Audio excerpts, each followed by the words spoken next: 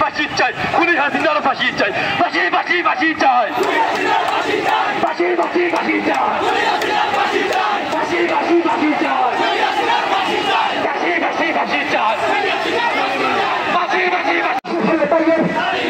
মার্কেটিগো মার্কেটিগো মার্কেটিগো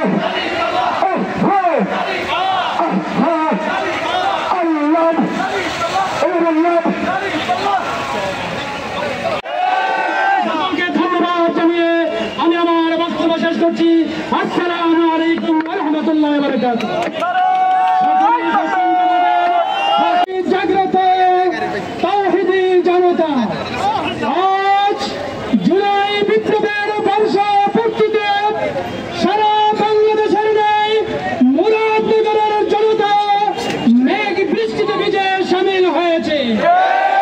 এই সমাজকে প্রমাণ করতে চায় আগামী দিনে জায়গা হবে না।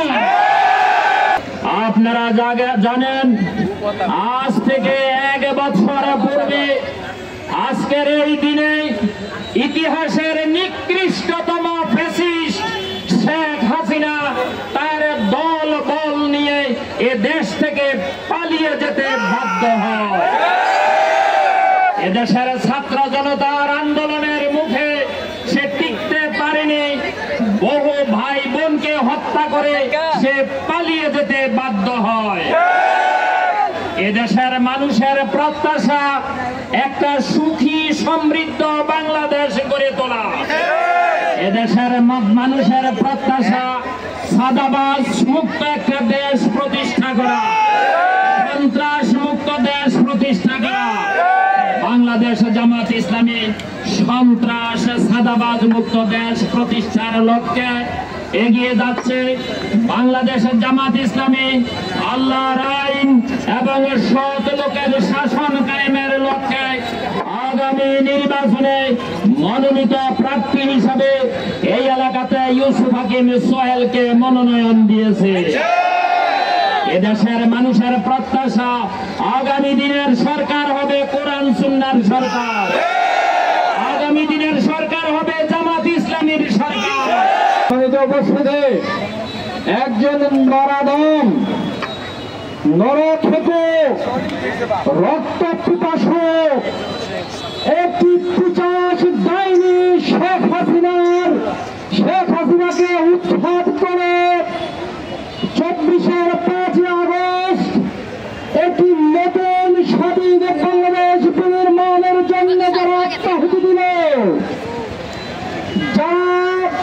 যাদের বেদ আইনি হানাদার বুলেটে যাত্রা হল, যারা এখনো হাসপাতালের বিছানায় নরম যন্ত্রণায় কাতরাচ্ছে, যারা জীবনের উপরে পণ্য হয়ে রইল, যারা অজানার বেশি নিখোঁজ হয়ে গেল, সে আবু সাইদ মুদ্রা আমরা তোমাদেরকে ভুললাই বলব না। আবু সাইদ মুদ্রা বাংলাদেশ বিনির্মাণের জন্য বুকের তাজা রক্ত দিয়ে বাংলাকে রঞ্জিত করেছে, বাংলার পিচ তালাকার রাজপথকে রঞ্জিত করেছে। আমরা তো কেবল বৃষ্টিতে দিচ্ছি মাত্র, বিশ্বাস করে বৃষ্টি রহমতের বৃষ্টি। বাংলাদেশ জামাত ইসলামী কোরআন প্রতিষ্ঠার সংগ্রামে, কোরআনের রাষ্ট্র গঠনের আন্দোলনে রাজপথ আছে, লড়াই আছে, সংগ্রামে আছে, থাকবে ইনশাআল্লাহ। যতদিন না এই মহাগ্রন্থ আল কোরআন গিলাফ থেকে মুক্ত না করে আমরা জাতীয় সংসদে নিয়ে যাব।